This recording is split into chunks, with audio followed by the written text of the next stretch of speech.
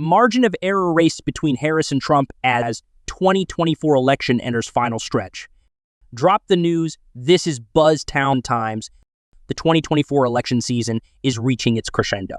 Labor Day traditionally marks the final stretch ahead of a presidential election, and there are just 9 weeks of campaigning left until Election Day on November 5. In a slew of states, however, the election actually gets underway this month. In swing state North Carolina, mail-in voting begins on September 6. Early voting begins on September 16 in Pennsylvania and September 26 in Michigan, 2 other crucial electoral battlegrounds. With the clock ticking, former President Donald Trump says he has the momentum. We're leading in the polls now. The former president said in an interview Friday with Fox News Bryan Llenas. Minutes later, at a rally in Johnstown, Pennsylvania, Trump touted that our poll numbers are starting to skyrocket.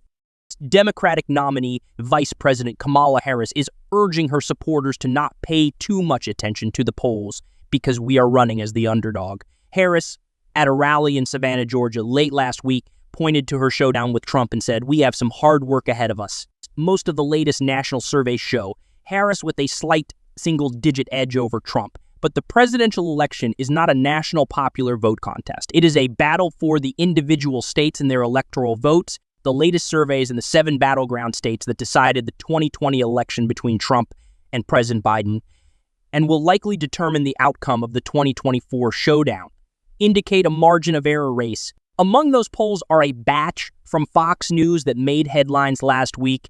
It is a big change from earlier this summer when Biden was still running. Biden's disastrous performance against Trump in their late June debate turned up the volume of existing doubts from Americans that the 81-year-old president would have the physical and mental stamina to handle another 4 years in the White House. It also sparked a rising chorus of calls from top Democratic Party allies and elected officials for Biden to drop out of the race.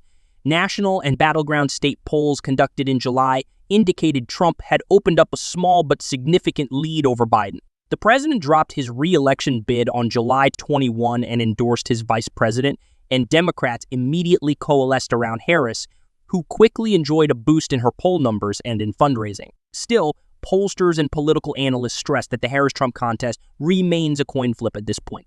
While the former president touts his standing in the polls, his team emphasizes they like the current poll position, as they point out that the former president has a history of outperforming public opinion surveys. At this point in the race in 2016, Donald Trump was down to Hillary Clinton by an average of 5.9 points. At this point in the race in 2020, it was 6.9 to Joe Biden. Senior advisor Corey Lewandowski noted this weekend in an interview on Fox News Sunday. Meanwhile, Harris predicts that this is going to be a tight race until the very end.